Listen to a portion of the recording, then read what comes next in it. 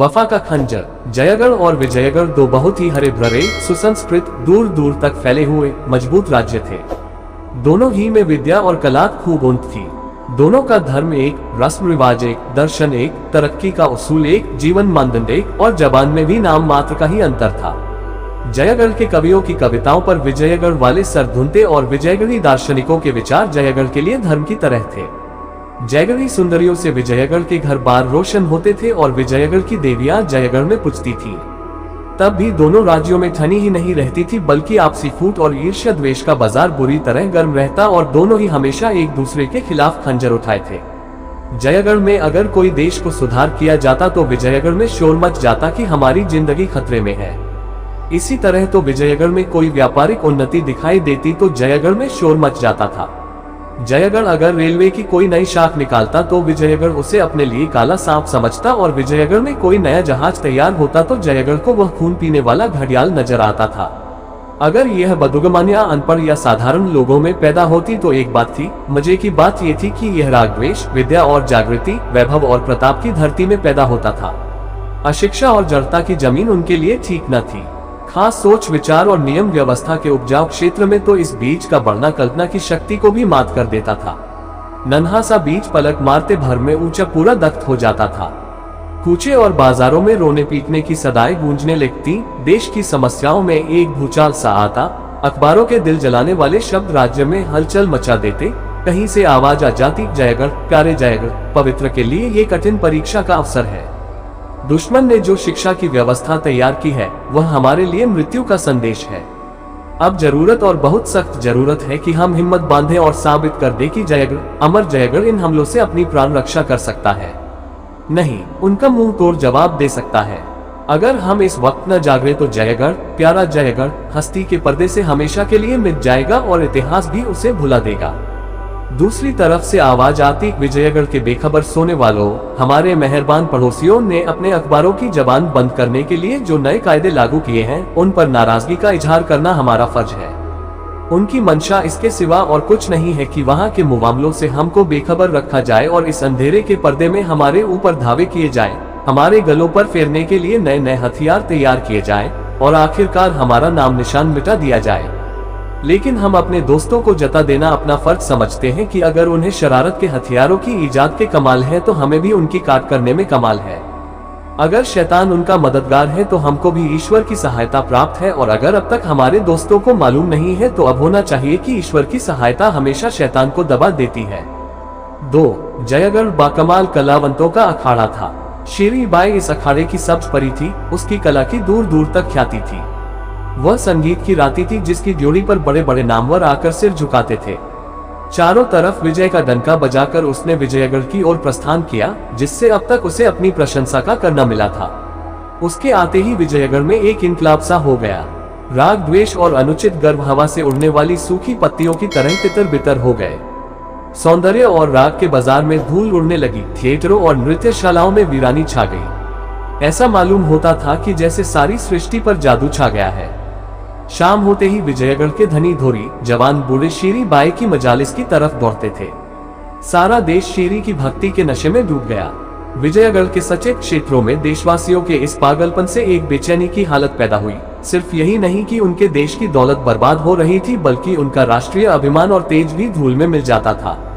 जयगढ़ की एक मामूली नाचने वाली, चाहे वह कितनी ही मीठी अदाओं वाली क्यों न हो, विजयगढ़ के मनोरंजन का केंद्र बन जाए, ये बहुत बड़ा अन्याय था। आपस में मशवरे हुए और देश के पुरोहितों की तरफ से देश के मंत्रियों की सेवा में इस खास उद्देश्य से एक शिष्टमंडल उपस्थित हुआ। विजयगढ़ के आमोद प्रमोद के कर्ताओं की ओर से भी आवेदन पत्र पेश होने लगे। अखबारों ने राष्ट्रीय अपमान और दुर्भाग्य के तराने छेड़े। साधारण लोगों के हलकों में सवालों की बौछार होने लगी। यहाँ तक कि वजीर मजबूर हो गए। शेरी बाई के नाम शाही फरमान पहुंचा, चूंकि तुम्हारे रहने से देश में उपद्रव होने की आशंका है, इसलिए तुम फौरन विजयगढ़ से चली जाओ। मगर यह हुक्म अंतर्राष्ट्रीय संबंधों, आपसी इकरारनामे और सभ्यता के नियमों के सरासर खिलाफ था। जयगढ़ के राजदूत ने, जो विजयगढ़ में नियुक्त था, इस आदेश पर आपत्ति की और शेरी बाई ने आखिरकार उसको मानने से इनकार किया, क्योंकि इससे उसकी आजादी और खुददारी और उसके देश के अधिकारों और अभिमान पर चोट लगती थी। 3. जयगढ़ के कूचे और बाजार खामोश थे। सैर की जगहें खाली, तफरीह और तमाशे बंद। शाही महल के लंबे चौड़े सहने और जनता के हरे भरे मैदानों में आदमियों की भीड़ थी, मगर उनकी जबानें बंद थीं और आंखें लाल। चेहरे का भाव कठोर और क्षुब्ध, त्योरियां हुई, माथे पर शिकन, उमड़ी हुई काली घटा थी, ड्रावनी, खसमोश और बाढ़ को अपने दामन में छिपाए हुए। मगर आम लोगों में एक बड़ा हंगामा मचा हुआ था। कोई सुलह का हामी था, कोई लड़ाई की मांग करता था, कोई समझौते की सलाह देता था, कोई कहता था कि छानबीनें करने के लिए कमीशन बैठाओ। मामला नाजुक था, मौका तंग तो भी आपसी बहस मुबाहसों, बदगुमानियों और एक दूसरे पर हमलों का बाजार गर्म था। आधी रात गुजर गई मगर कोई फैसला न हो सका। पूंजी की संगठित शक्ति, उसकी पहुंच और रोबदाब फैसले की जबान बंद किए हुए था। 3 पहर रात जा चुकी थी, हवा नींद से मतवाली होकर अंगड़ाइयां ले रही थी और दरख्तों की आंख झपकती थी। आकाश के दीपक भी झलमलाने लगे थे। दरबारी कभी दीवारों की तरफ ताकते थे, कभी छत की तरफ, लेकिन कोई उपाय न सूझता था। अचानक बाहर से आवाज आई, युद्ध युद्ध। सारा शहर इस बुलंद नारे से गंज उठा। दीवारों ने अपनी खामोश जबान से जवाब दिया, युद्ध। यह अदृष्ट से आने वाली एक पुकार थी जिसने उस ठहराव में हर्क पैदा कर दी थी। अब ठहरी हुई चीजों में खलबली सी मच गई। दरबारी गोया गलफत की नींद से चौंक पड़े, जैसे कोई भूली हुई बात याद आते ही उछल पड़े। युद्ध मंत्री सैयद असकरी ने फरमाया, क्या अभी लोगों को लड़ाई का ऐलान करने में हिचकिचाहट है? आम लोगों की जबान खुदा का हुक्म और उसकी पुकार अभी आपके कानों में आई, उसको पूरा करना हमारा फर्ज है। हमने आज इस लंबी बैठक में ये साबित किया है कि हम जबान के धनी हैं, पर जबान तलवार है, ढाल नहीं।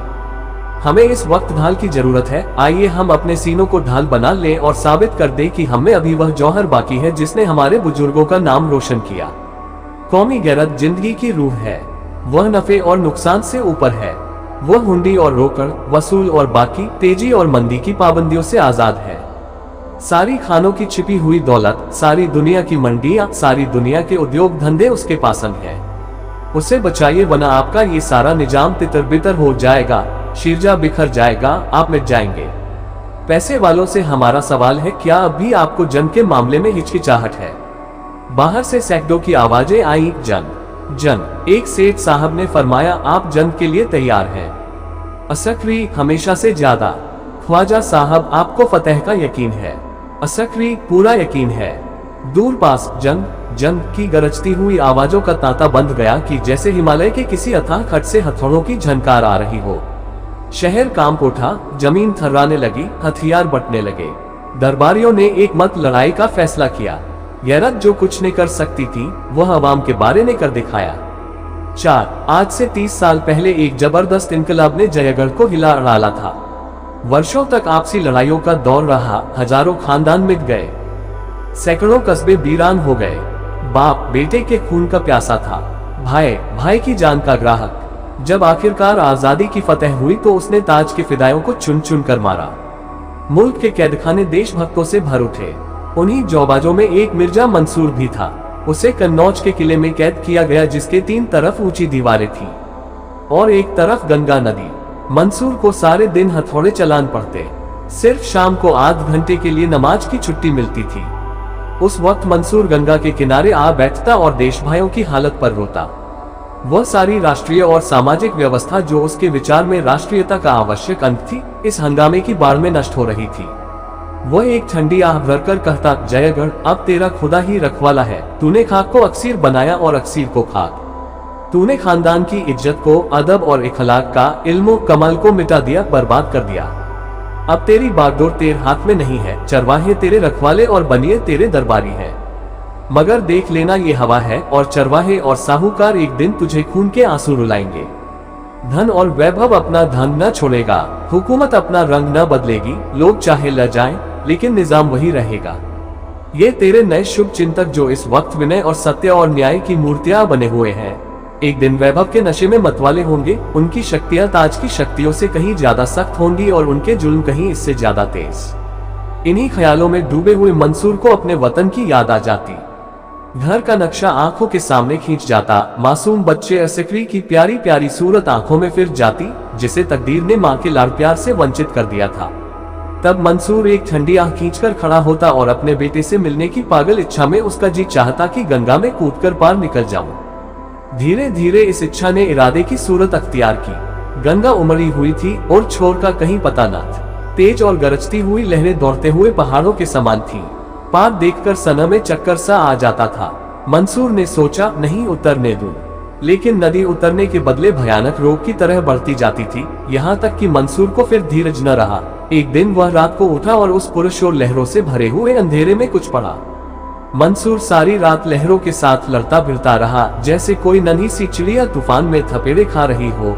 कभी उनकी गोद में छिपा हुआ, कभी एक रेले में 10 कदम आगे, कभी एक धक्के में 10 कदम पीछे। जिंदगी की लिखावट की जिंदा मिसाल। जब वह नदी के पार हुआ तो एक बेजान लाश था, सिर्फ सांस बाकी थी और सांस के साथ मिलने की इच्छा। इसके तीसरे दिन मंसूर विजयगढ़ जा पहुंचा। एक गोद में असकरी था और दूसरे हाथ में गरीबी का छोटा सा एक बुकचा। वहां उसने अपना नाम मिर्जा जलाल बताया। हुलिया भी बदल लिया था, हट्टा कट्टा सजीला जवान था, चेहरे पर शराफत और कुशीलता की कांति झलकती थी। नौकरी के लिए किसी और सिफारिश की जरूरत न थी। सिपाहियों में दाखिल हो गया और 5 ही साल में अपनी खिदमतों और भरोसे की बदौलत मंदौर के सरहदी पहाड़ी किले का सूबेदार बना दिया गया। लेकिन मिर्जा जलाल को वतन की याद हमेशा सताया करती। वह असकरी को गोद में ले लेता और कोट पर चढ़कर उसे जयगढ़ की वह मुस्कुराती हुई चरागाहें और मतवाले झरने और सुथरी बस्तियां दिखाता जिनके कनबूरे किले से नजर आते। उस वक्त बेख्तियार उसके जिगर से सरदाह निकल जाती और औखें बड़बड़ाती। वह असकरी को गले लगा लेता और कहता, बेटा वह तुम्हारा देश है, वही तुम्हारा और तुम्हारे बुजुर्गों का घोंसला है। तुमसे हो सके तो उसके एक कोने में बैठे हुए अपनी उम्र खत्म कर देना, मगर उसकी आन में कभी बट्टा न लगाना। कभी उससे दया मत करना, क्योंकि तुम उसी की मिट्टी और पानी से पैदा हुए हो और तुम्हारे बुजुर्गों की पाक रूहें अब भी वहां मंडला रही है। इस तरह बचपने से ही असकरी के दिल पर देश की सेवा और प्रेम अंकित हो गया था। वह जवान हुआ तो जयगढ़ पर जान देता था। उसकी शान शौकत पर निसार, उसके रोबदाब की माला जपने वाला, उसकी बेहतरी को आगे बढ़ाने के लिए हर वक्त तैयार, उसके झंडे को नई अछूती धरती में गाड़ने का इच्छुक। 20 साल का सजीला जवान था, इरादा मजबूत, हौसले बुलंद, हिम्मत बड़ी, फौलादी जिस्म। आकर जयगढ़ की फौज में दाखिल हो गया और इस वक्त जयगढ़ की फौज का चमकजा सूरज बंद हुआ था। 5 जयगढ़ ने अल्टीमेटम दे दिया, अगर 24 घंटों के अंदर श्री बाई जयगढ़ न पहुंची तो उसकी अगवानी के लिए जयगढ़ की फौज रवाना होगी। विजयगढ़ ने जवाब दिया, जयगढ़ की फौज आए, हम उसकी अगवानी के लिए हाजिर हैं।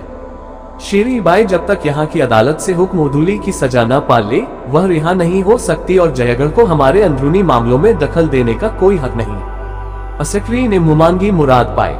खुफिया तौर पर एक दूत मिर्जा जलाल के पास रवाना किया और खत में लिखा, आज विजयगढ़ से हमारी जंग छिड़ गई, अब खुदा ने चाहा तो दुनिया जयगढ़ की तलवार का लोहा मान जाएगी। मंसूर का बेटा असकरी फतेह के दरबार का एक अदना दरबारी बन सकेगा और शायद मेरी वह दिली तमन्ना भी पूरी हो जो हमेशा मेरी रूह को तड़पाया करती है। शायद मैं मिर्जा मंसूर को फिर जयगढ़ की रियासत में एक ऊंची जगह पर बैठे देख सकूं। हम मंदौर में न बोलेंगे और आप भी हमें न छेड़िएगा, लेकिन अगर खुदा न ख्वास्ता कोई मुसीबत आ ही पड़े तो आप मेरी यह मुहर जिस सिपाही या अफसर को दिखा देंगे वह आपकी इज्जत करेगा और आपको मेरे कैंप में पहुंचा देगा। मुझे यकीन है कि अगर जरूरत पड़े तो उस जयगढ़ के लिए जो आपके लिए इतना प्यारा है और उस असकरी के खातिर जो आपके जिगर का टुकड़ा है, आप थोड़ी सी तकलीफ से मुमकिन है वह रूहानी तकलीफ हो दरेग न फरमाएंगे। इसके तीसरे दिन जयगढ़ की फौज ने विजयगढ़ पर हमला किया और मंदौर से 5 मील के फासले पर दोनों फौजों का मुकाबला हुआ। विजयगढ़ को अपने हवाई जहाजों, जहरीले गड्ढों और दूर तक मार करने वाली तोपों का घमंड था। जयगढ़ को अपनी फौज की बहादुरी, जीवट, समझदारी और बुद्धि का था। विजयगढ़ की फौज नियम और अनुशासन की गुलाम थी, जयगढ़ वाले जिम्मेदारी और तमीज के कायल। 1 महीने तक दिन रात मार काट के माके होता रहे। हमेशा आग और गोलों और जहरीली हवाओं का तूफान उठा रहता। इंसान थक जाता था पर कले अथक थी। जयगढ़ियों के हौसले पस्त हो गए, बार बार हार पर हार खाए। असकरी को मालूम हुआ कि जिम्मेदारी फतेह में चाहे करिश्मे कर दिखाए, पर शिकस्त में मैदान हुक्म की पाबंदी ही के साथ रहता है। जयगढ़ के अखबारों ने हमले शुरू किए। असकरी सारी कौम की लानत मलामत का निशाना बन गया। वही असकरी जिस पर जयगढ़ फिदा होता था सबकी नजरों का कांटा हो गया। अनाथ बच्चों के आंसू, विधवाओं की आहें, घायलों की चीख पुकार, व्यापारियों की तबाही, राष्ट्र का अपमान, इन सब का कारण वही एक व्यक्ति असकरी था। कौम की अगुवाई सोने की राज सिंहासन भले ही हो पर फूलों की मेज वह हरगिज नहीं। जब जयगढ़ की जान बचने की इसके सिवा और कोई सूरत न थी कि किसी तरह विरोधी सेना का संबंध मंदौर के किले से काट दिया जाए, जो लड़ाई और रसद के सामान और यातायात के साधनों का केंद्र था। लड़ाई कठिन थी, बहुत खतरनाक, सफलता की आशा बहुत कम, असफलता की आशंका जी पर भारी। कामयाबी अगर सूखे धान का पानी थी तो नाकामी उसकी आग, मगर छुटकारे की और कोई दूसरी तस्वीर न थी। असकरी ने मिर्जा जलाल को लिखा, प्यारे अब्बा जान, अपने पिछले खत में मैंने जिस जरूरत का इशारा किया था, बदकिस्मती से वह जरूरत आ पड़ी।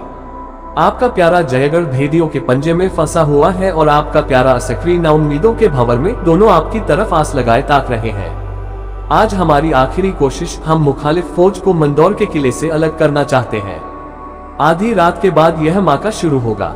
आपसे सिर्फ इतनी दरख्वास्त है कि अगर हम सर हथेली पर लेकर किले के सामने तक पहुंच सकें, तो हमें लोहे के दरवाजे से सर टकराकर वापस न होना पड़े, वरना आप अपनी कौम की इज्जत और अपने बेटे की लाश को उसी जगह पर तड़पते देखेंगे और जयगढ़ आपको कभी मुआफ न करेगा।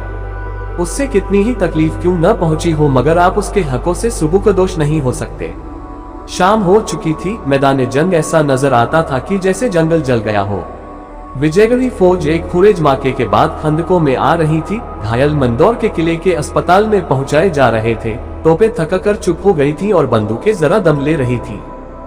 उसी वक्त जयगढ़ी फौज का एक अफसर विजयगढ़ी वर्दी पहने हुए असकरी के खेमे से निकला। थकी हुई तोपें, सर झुकाए हवाई जहाज, घोड़ों की लाशें और आधी पड़ी हुई हवा गाड़ियां और सजीव मगर टूटे फूटे किले उसके लिए पर्दे का काम करने लगे।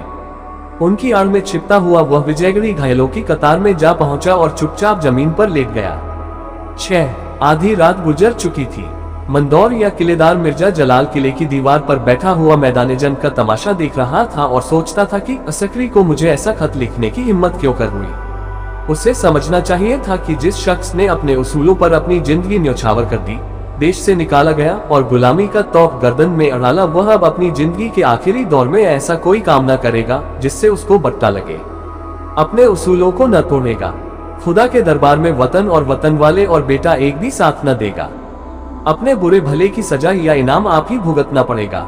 हिसाब के रोज उसे कोई न बचा सकेगा। तौबा, जयगढ़ियों से फिर वही बेवकूफी हुई। खामखाह गोलेबारी से दुश्मनों को खबर देने की क्या जरूरत थी। अब इधर से भी जवाब दिया जाएगा और हजारों जाने जाया होंगी। रात के अचानक हमले के माने तो यह है कि दुश्मन सर पर आ जाए और कान खबर न हो, चौतरफा खलबली पड़ जाए। माना कि मौजूदा हालत में अपनी हरकतों को पोशीदा रखना शायद मुश्किल है। इसका इलाज अंधेरे के खंदक से करना चाहिए था, मगर आज शायद उनकी गोलीबारी मामूल से ज्यादा तेज है। विजयगढ़ की कतारों और तमाम मोर्चेबंदियों को चीरकर बज़ाहिर उनका यहाँ तक आना तो मुहाल मालूम होता था, लेकिन अगर मान लो आ ही जाए तो मुझे क्या करना चाहिए? इस मामले को तय क्यों न कर लूं? खूब, इसमें तय करने की बात ही क्या है। मेरा रास्ता साफ है। मैं विजयगढ़ का नमक खाता हूँ। मैं जब बेघर बार परेशान और अपने देश से निकला हुआ था तो विजयगढ़ ने मुझे अपने दामन में पनाह दी और मेरी खिदमतों का मुनासिब लिहाज किया। उसकी बदौलत 30 साल तक मेरी जिंदगी नेकनामी और इज्जत से गुजरी। उसके दगा करना हद दर्जे की नमक हरामी है, ऐसा गुनाह जिसकी कोई सजा नहीं। वह ऊपर शोर हो रहा है, हवाई जहाज होंगे, वो गोला गिरा मगर खैरियत हुई, नीचे कोई नहीं था। मगर क्या दगा हर एक हालत में गुनाह है? ऐसी हालतें भी तो हैं जब दगा वफा से भी ज्यादा अच्छी हो जाती है। अपने दुश्मन से दगा करना क्या गुनाह है? अपनी कौम के दुश्मन से दगा करना क्या गुनाह है? कितने ही काम जो जाती हैसियत से ऐसे होते हैं कि उन्हें माफ नहीं किया जा सकता, कौमी हैसियत से नेक काम हो जाते हैं। वही बेगुनाह का खून जो जाती हैसियत से सख्त सजा के काबिल है, मजहबी हैसियत से शहादत का दर्जा पाता है और कौमी हैसियत से देश प्रेम का। कितनी बेरहमियां और जुल्म, कितनी दगाएं और चालबाजियां कौमी और मजहबी नुक्ते निगाह से सिर्फ ठीक ही नहीं, फर्जों में दाखिल हो जाती है। हाल की यूरोप की बड़ी लड़ाई में इसकी कितनी ही मिसालें मिल सकती हैं। दुनिया का इतिहास ऐसी दगाओं से भरा पड़ा है। इस नए दौर में भले और बुरे का जाती एहसास कौमी मसलहत के सामने कोई हकीकत नहीं रखता। कौमियत ने जात को मिटा दिया है। मुमकिन है यही खुदा की मंशा हो और उसके दरबार में भी हमारे कारनामे कौम की कसौटी ही पर परखे जाएं। यह मसला इतना आसान नहीं है जितना मैं समझता था। फिर आसमान में शोर हुआ इतना, मगर शायद यह इधर की के हवाई जहाज है। जयगढ़ वाले बड़े दमखम से लड़ रहे हैं, इधर वाले दबते नजर आते हैं। आज यकीनन मैदान उन्हीं के हाथ में रहेगा। जान पर खेले हुए हैं। जयगढ़ी वीरों की बहादुरी मायूसी ही में खूब खुलती है। उनकी हार जीत से भी ज्यादा शानदार होती है। बेशक असकरी दो पेंच का उस्ताद है, किस खूबसूरती से अपनी फौज का रुख किले के दरवाजे की तरफ फेर दिया, मगर सख्त गलती कर रहे हैं। अपने हाथों अपनी कब्र खोद रहे हैं। सामने का मैदान दुश्मन के लिए खाली किए देते हैं। वह चाहे तो बिना रोक टोक आगे बढ़ सकता है और सुबह तक किए देते हैं। वह चाहे तो बिना रोक टोक आगे बढ़ सकता है और सुबह तक जयगढ़ की सरजमीन में दाखिल हो सकता है। जयगढ़ियों के लिए वापसी या तो गैर मुमकिन है या निहायत खतरनाक। किले का दरवाजा बहुत मजबूत है। दीवारों की संधियों से उन पर बेशुमार बंदूकों के निशाने पड़ेंगे। उनका इस आग में 1 घंटा भी ठहरना मुमकिन नहीं है।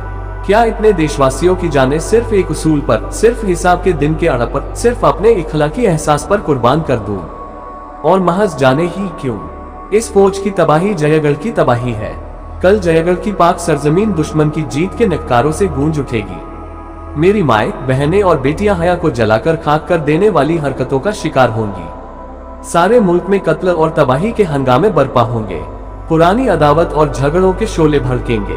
कब्रिस्तान में सोई हुई रूहें दुश्मन के कदमों से पामाल होंगी। वह इमारतें जो हमारे पिछले बड़प्पन की जिन निशानियां हैं, वह यादगारें जो हमारे बुजुर्गों की देन है, जो हमारे कारनामों के इतिहास, हमारे कमालों का खजाना और हमारी मेहनतों की रोशन गवाहियां हैं, जिनकी सजावट और खूबी को दुनिया की कौमें स्पर्धा की आंखों से देखती हैं, वह अर्धबर्बर असभ्य लश्करियों का पड़ाव बनेंगी और उनके तबाही के जोश का शिकार। क्या अपनी कौम को उन तबाहियों का निशाना बनने दूं, महज इसलिए कि वफा का मेरा उसूल न टूटे? ओ, ये किले में जहरीले गैस कहां से आ गए? किसी जंगली जहाज की हरकत होगी। सर में चक्कर सा आ रहा है। यहाँ से कुमक भेजी जा रही है। किले की दीवार के सुराखों में भी तोपें चलाई जा रही है। जयगढ़ वाले किले के सामने आ गए। एक धावे में वह हुमायूं दरवाजे तक आ पहुंचेंगे। विजयगढ़ वाले इस बाढ़ को अब नहीं रोक सकते। जयगढ़ वालों के सामने कौन ठहर सकता है? या अल्लाह, किसी तरह दरवाजा खुद ब खुद खुल जाता। कोई जयगढ़ी हवाबाज मुझसे जबरदस्ती कुंजी छीन लेता, मुझे मार डालता। आह, मेरे इतने अजीज हम वतन प्यारे भाई अन की अन में खाक में मिल जाएंगे और मैं बेबस हूँ। हाथों में जंजीर है, पैरों में बिड़िया, एक एक रोआ रस्सियों से जकड़ा हुआ है। क्यों न इस जंजीर को तोड़ दूं, इन बेड़ियों के टुकड़े टुकड़े कर दूं और दरवाजे के दोनों बाजू अपने अजीज फतेह करने वालों की अगवानी के लिए खोल दूं। माना कि यह गुनाह है, पर यह मौका गुनाह से अड़ने का नहीं। जहन्नुम की आग उगलने वाले सांप और खून पीन वाले जानवर और लपकते हुए शोले मेरी रूह को जलाए तड़पाए, कोई बात नहीं। अगर महज मेरी रूह की तबाही मेरी कौम और वतन को मौत के गड्ढे से बचा सके तो वह मुबारक है। विजयगढ़ ने जाति की है। उसने महज जयगढ़ को जलील करने के लिए, सिर्फ उसको भड़काने के लिए श्री बाई को शहर निकाले को हुक्म जारी किया, जो सरासर बेजा था। हाय अफसोस, मैंने उसी वक्त इस्तीफा न दे दिया और गुलामी की इस कैद से क्यों न निकल गया। हाय गजब, जयगढ़ी फौज खंदकों तक पहुंच गई। या खुदा, इन जांबाजों पर रहम कर, इनकी मदद कर। कलदार तोपों से कैसे गोले बरस रहे हैं, गोया आसमान के बेशुमार तारे टूट पड़ते हैं। अल्लाह की पनाह, हुमायूं दरवाजे पर गोलों की कैसी चोटें पड़ रही हैं। कान के पर्दे फटे जाते हैं। काश दरवाजा टूट जाता। हाय मेरा असक्री, मेरे जिगर का टुकड़ा, वह घोड़े पर सवार आ रहा है। कैसा बहादुर, कैसा जानबाज, कैसी पक्की हिम्मत वाला। आह, मुझ अभागे कलमुन्हे की मौत क्यों नहीं आ जाती। मेरे सर पर कोई गोला क्यों नहीं आ गिरता। हाय, जिस पौधे को अपने जिगर के खून से पाला, जो मेरी पतझड़ जैसी जिंदगी का सदाबहार फूल था, जो मेरी अंधेरी रात का चिराग, मेरी जिंदगी की उम्मीद, मेरी हस्ती का दारोमदार, मेरी आरजू की इंतहा था, वह मेरी आंखों के सामने आग के भंवर में पड़ा हुआ है और मैं हिल नहीं सकता। इस कातिल जंजीर को क्यों कर तोड़ दूं? इस बागी दिल को क्यों कर समझाऊं? मुझे मुंह में कालिख लगाना मंजूर है, मुझे जहन्नुम की मुसीबतें झेलना मंजूर है। मैं सारी दुनिया के गुनाहों का बोझ अपने सर पर लेने को तैयार हूँ। सिर्फ इस वक्त मुझे गुनाही करने की, वफा के पैमाने को तोड़ने की, नमक बनने की तौफीक दे। एक लम्हे के लिए मुझे शैतान के हवाले कर दे। मैं नमक हराम बनूंगा, दगाबाज बनूंगा, पर कौमफरोश नहीं बन सकता।